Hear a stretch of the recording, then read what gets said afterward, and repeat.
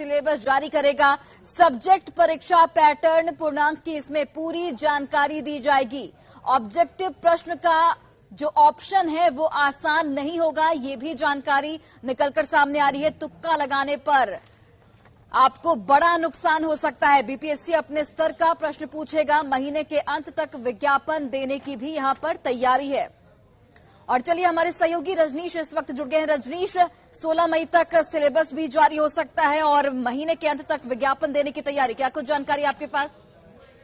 बिल्कुल, देखिए, बीपीएससी और शिक्षा विभाग ने अहम बैठक की है और बैठक में जो है सहमति बन गई है कि अब सिलेबस जो है अगले 4 दिनों के अंदर यानी 16 मई तक जो है सिलेबस जारी कर दिया जाएगा। क्योंकि पैटर्न को लेकर, पूर्णांक को लेकर और जो मार्किंग पॉलिसी है उसको लेकर जो अभ्यर्थी हैं उन्हें अभी तक कुछ भी सही जानकारी नहीं मिल सकी है। ऐसे में ये क्लियर हो जाएगा सिलेबस जारी होने के बाद कि आखिर जो सवाल का पैटर्न रहेगा, जो पूर्णांक रहेगा कितने का होगा और पैटर्न किस तरह का होगा। ऑब्जेक्टिव जो क्वेश्चन की बात आ रही है उसका पूर्णांक 100 रहेगा या 200 रहेगा। हालांकि जो सूत्रों के हवाले से खबर आ रही है कि 16 मई तक जो है पूरी तैयारी है सिलेबस जारी करने की और इस महीने के अंत तक विज्ञापन भी जारी करने का आयोग जो है पूरी तैयारी कर लिया है। बता दें आपको कि शिक्षा विभाग के अपर मुख्य सचिव दीपक कुमार सिंह और लोक सेवा आयोग के जो अध्यक्ष हैं अतुल प्रसाद, दोनों ने बैठक की है और एक्सपर्ट के द्वारा ये सिलेबस तैयार कराया गया है, जिस सिलेबस में एक तरफ ये कहा जाए कि बीपीएससी अपने अनुरूप सवाल करने की तैयारी में है। अतुल प्रसाद ने ट्वीट करके भी जानकारी दे दी है कि आसान नहीं होगा तुक्का मारना।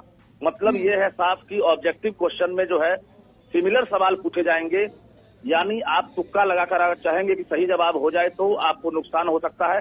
हालांकि ये भी साफ है कि नेगेटिव मार्किंग नहीं होगा, यानी जो हेडमास्टर की तरह जो परीक्षा होने वाली है, पहले ही इशारा मिल गया है कि जो पैटर्न होगा हेडमास्टर की जो परीक्षा इससे पहले आयोग ने लिया है उसी आधार पर परीक्षा टीचर बहाली में होगी।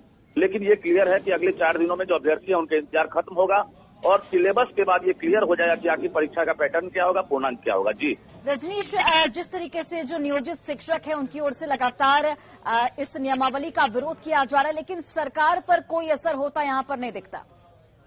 बिल्कुल, देखिए, कई ऐसे पहलू हैं जिस पर जो है लगातार डिमांड किया जा रहा है कि ये जो है मंजूर नहीं है, लेकिन शिक्षा मंत्री चंद्रशेखर ने साफ तौर से इनकार कर दिया है।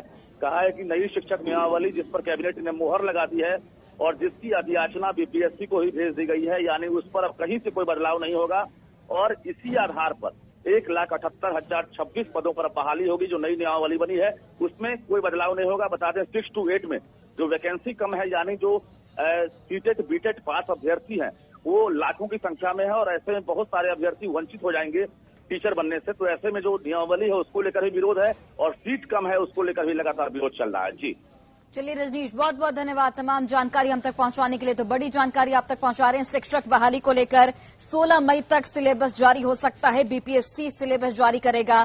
सब्जेक्ट परीक्षा पैटर्न पूर्णांक को लेकर सिलेबस में पूरी जानकारी दी जाएगी। ऑब्जेक्टिव प्रश्न के जो ऑप्शन होंगे वो आसान नहीं होंगे।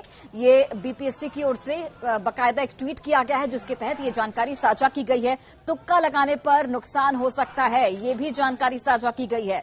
अपने स्तर पर बीपीएससी जो प्रश्न पत्र है वो जारी करेगा। जो परीक्षा का जो पैटर्न होगा वो बीपीएससी के स्तर से जारी होगा। महीने के अंत तक विज्ञापन देने की भी यहाँ पर तैयारी है।